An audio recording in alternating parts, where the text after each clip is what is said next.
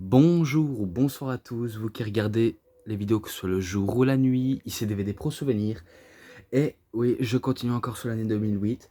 Et pour débuter l'année comme il se doit, eh ben, je vous montre le second pay-per-view, No Way Out 2008. Et avant de commencer cette review, il faut que j'en parle au sujet de récemment qu'il y a eu aujourd'hui de la part de WWE Réseau Souvenir. C'est pas quelque chose de grave, hein, ce n'est pas quelque chose de grave, mais il me dit de refaire la vidéo sur Kevin Owens, Fight Owens Fight, donc son histoire de Kevin Owens, et qu'il a dit que j'ai fait des erreurs. Alors déjà, je ne vois pas de quoi il parle déjà, parce que déjà, j'ai fait des vidéos dans les moindres détails, ceux qui étaient en anglais, mais bien sûr, quand ils sont en anglais, je suis obligé d'expliquer des choses à expliquer. S'il y a un meilleur moment à dire, je suis obligé de dire le meilleur moment. Mais après, si je fais un, un renouveau vidéo sur le même coffret, ben alors la vidéo que j'avais fait depuis pas mal de mois, ce sont des vidéos de déchets recyclage. Donc je n'aime pas recycler mes vidéos. La plupart, je les ai recyclés parce qu'ils avaient eu pas mal de bugs d'image. Et en plus, sérieux, les vidéos étaient abîmées, ils étaient un peu quand même éclatés, je vous le cache pas. Mais de le refaire parce qu'il y a pas mal d'erreurs, je pense que tu fais erreur, mon cher WWE Réseau Souvenir. Là, je dis gentiment, je ne dis pas méchamment parce que pour moi, ça vaut même pas la peine que je m'emporte et que parce qu'il y a une erreur.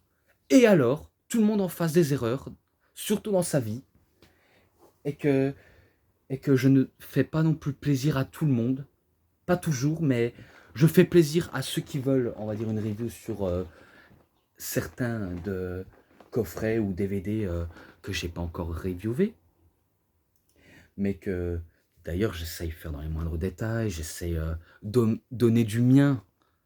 Et concernant,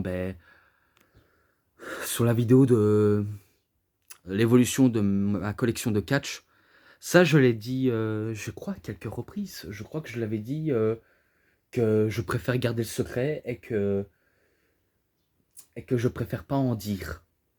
Et que ça dépend de moi et que j'aime mieux garder la surprise. Donc c'est ce que je fais, je garde la surprise. Car si jamais je le fais, ça gâche tout. Et oui, WWE Réseau Souvenir, tu gâches tout. Bref, assez parlé de ça, je vais rester un peu généreux. Donc tout d'abord, affiche iconique avec Jeff Hardy enchaîné sur un Elimination Chamber, sous l'eau en même temps. Et les matchs, et que je crois que j'avais déjà... Ouais, à voir si je l'ai fait ou pas sur un des DVD spéciaux catcher. Alors, bonus. Shawn Michaels félicite Ric Flair. Donc ça veut dire qu'il n'y a pas apparemment de match en bonus. Et qu'il y a, on va dire, un saignement en caméra, même si c'est pas, on va dire, direct, mais en exclusivité pour home vidéo de la WWE. Et que je pense pas... Non, non, j'ai pas la liste de matchs, j'ai que le programme pour achat de DVD. Donc je relance la machine, honnêtement, je relance. Non, c'est pas là, c'est pas ici. Ah, le voilà. Donc tout d'abord, un match qui ne figure pas sur la carte, qui figure dans le show mais pas sur la carte. Kane contre Shelton Benjamin, en match simple. C'est vrai qu'il y a peu de choses à retenir concernant ce match, mais si ce n'est qu'une victoire de Kane avec un chokeslam, donc ça veut dire il bat Shelton Benjamin, ce match-là 3,20. Ensuite, match pour le championnat de la ECW, Chavo Guerrero contre CM Punk. Donc c'est là où CM Punk il perdait son titre, je crois, quelques mois après, lors d'un épisode de ECW. Et qu'il va le défendre drastiquement face à Punk. Et là, je ne déconne pas, même si je le dis de manière cordiale, parce que c'est un peu vrai, Le match débute, il nous lance quelques bons spots, par exemple les Los Tres Amigos, et je me rappelle que Chavo Guerrero essaye de faire son Gorilla Special en soumission, et peut-être un Goribomb, mais que CM Punk arrive quand même à, à s'en relever l'épaule. Donc il n'est pas encore KO, notre cher Punk. Et que CM Punk, vous savez bien qu'il a comme arsenal de prise le coup de genou du coin suivi d'un bulldog. Il n'avait pas encore la descente du coude. Il n'avait pas encore ça. Mais il avait comme arsenal de prise le go to sleep, le JTS. Et pas mal de prises qui peut en sortir dans un match. Mais sauf que Chavo, il va pas aller se coucher suite au JTS. Donc il arrive à le contrer, il fait son Los Tres Amigos. Et peut-être, je pense, hein, qu'il en termine avec un Frog Splash. Ou alors par tombée technique. De toute façon, c'est victoire de Chavo. Ce match-là, 3,5. Et ensuite, Elimination Chamber. Le vainqueur aura un match de championnat du monde poids lourd à WrestleMania 24. Donc c'était ça la stipulation. Donc si jamais l'un des participants gagne, ils auront le droit d'affronter soit Edge ou Rey Mysterio pour, pour le match qui sera en main event à WrestleMania 24, que j'ai déjà. Un match de folie. Un match de folie. Entre l'Undertaker, Batista, Finlay, MVP, Great Khali, The Big Daddy V. Voilà, que les noms là. Et qui sont notés que je ne pense pas d'avoir manqué plus d'un. Et bordel, qu'est-ce qu'il est énorme. Qu'est-ce qu'il est énorme ce match-là. Même si Daddy V, je crois qu'il se fait éjecter en même pas longtemps alors qu'il sortait de son pod. Khali, je pense qu'il va rester pendant pas mal de minutes. MVP, ce sera pareil. Et Batista l'Undertaker, en tout cas, je sais bien que ce seront eux les derniers dans la cage. Et que Batista voulait en terminer d'office avec l'Undertaker. Je passe directement pour aller plus vite. Et que je me rappelle que Batista voulait ajouter l'insulte à l'humiliation en imitant le Tombstone Piledriver de l'Undertaker. Mais sauf que l'Undertaker a eu l'intelligence de faire le contrepoids et qu'il arrive justement dans le ring. Donc il le positionne correctement et il fait un Tombstone Piledriver et il bat tous les participants. Et surtout, il bat en dernier Batista. Donc c'est lui qui aura un match de championnat à WrestleMania en main event. Et ça va être vraiment le clou du spectacle. Ensuite, Ric Flair contre Mr. Kennedy. Donc c'est le même principe pour ce match-là. Si Flair aurait perdu, il aurait pris sa retraite. Donc dans 2 pay-per-view comme ça, il risque sa carrière. Il risque vraiment sa carrière. Et pourtant, il se bat comme un vieux lion, Ric Flair, en prouvant qu'il ne va pas longtemps se faire écraser, mais vraiment écraser. Et même si Mr. Kennedy aura tout tenté, comme le Keaton Bomb, et il positionne sur ses épaules avant de l'écraser en roulant dessus. Je ne sais plus comment ça s'appelle, mais je sais bien que Finlay, Sheamus utilise ce genre de prise. Et qu'il a voulu essayer d'en terminer avec son mic shake, mais que Ric Flair, si je crois bien, il s'en sort avec un figure 4 leg lock. Donc Mr. Kennedy abandonne suite au figure 4 leg lock. Ce match-là, 3,5. Par contre, ce match-là entre l'Elimination Chamber, c'est 3,40. Et pour Chavo Guerrero et CM Punk, je ne sais plus. Non, j'ai déjà noté, j'ai dit 3,5. Bref. Ensuite. Edge contre Rey Mysterio.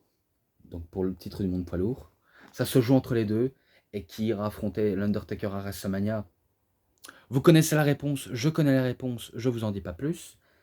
Et que là, c'est sûr, Mysterio, vu comment il s'est senti un peu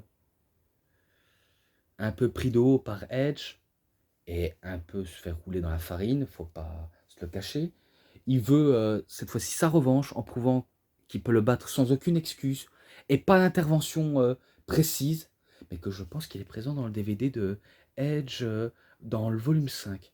Mais en tout cas, à vérifier. J'irai vérifier, ne vous inquiétez pas. Et que forcément, Mysterio, c'est pas le favori dans ce match. Même s'il a apprécié, mais il n'est pas le favori. Et que si je crois bien, c'est Edge qui bat Rey Mysterio avec un spear.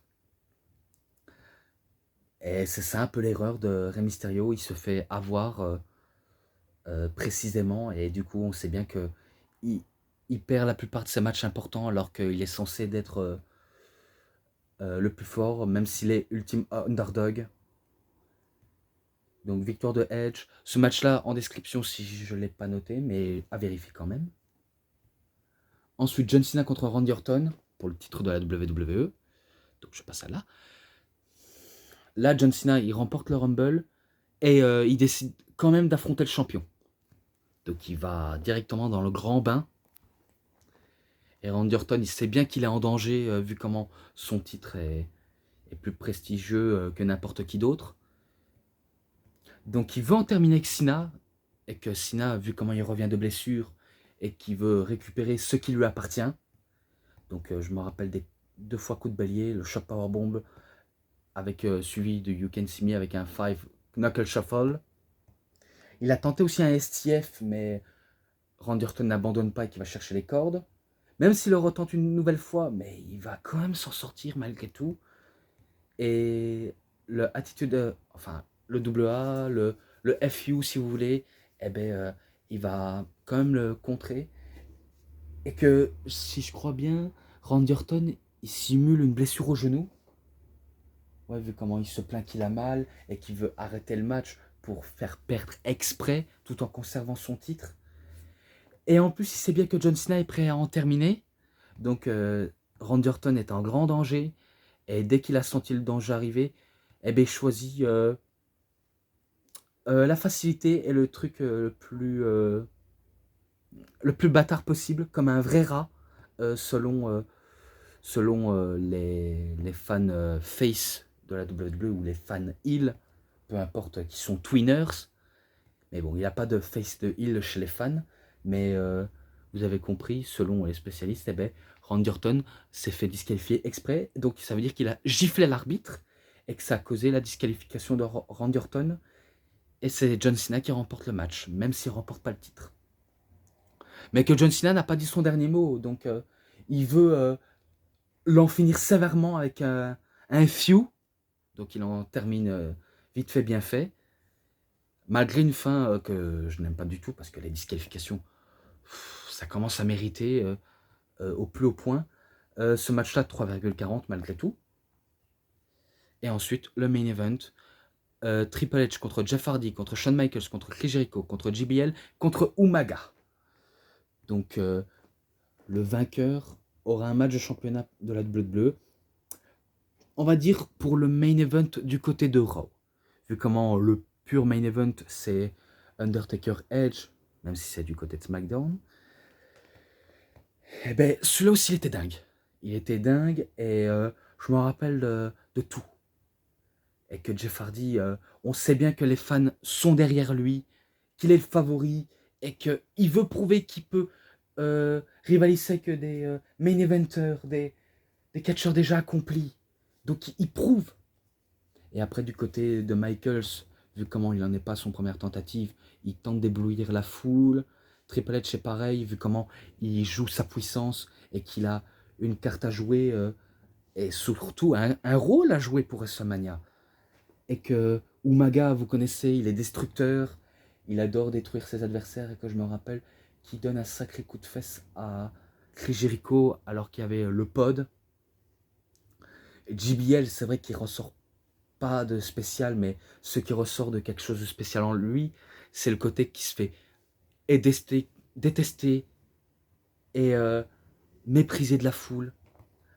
Et ben il a tout pour être un super heel par excellence. Même si c'est pas lui qui remporte ce match, donc il se fait éliminer, Umaga se fait éliminer, Chris Jericho se fait éliminer, Shawn Michaels se fait éliminer, et du coup il reste plus que Triple H et Jeff Hardy. D'ailleurs, je sais pas s'il y avait le Big Show. C'est parce que je me rappelle qu'il y avait le Big Show Ou alors est-ce qu'il le remplace? Je ne sais pas. Je sais bien qu'il fait un Sweat and Bomb sur le Big Show, mais à mon avis, je pense que c'est dans le 2009. Je confonds entre 2008 et 2009. Donc, je pense que c'est moi qui fais erreur, donc je tenais à m'excuser. Donc, ça reste entre Jeff Hardy et Triple H. Vu comment Jeff Hardy voulait en terminer avec son Sweat and Bomb alors qu'il est en haut du pod, donc il se fait contrer et il avait une chaise. Et du coup, Triple H, il en termine avec son ultime pedigree sur la chaise et il bat Jeff Hardy et tous les participants. Donc c'est lui qui va à WrestleMania affronter Orton et Cena. Et ça se termine là-dessus. Donc ce match-là, 3,60. Voilà. Et que j'en ai fini tout dire pour ce pay-per-view et que je vais pas m'arrêter non plus à faire ça.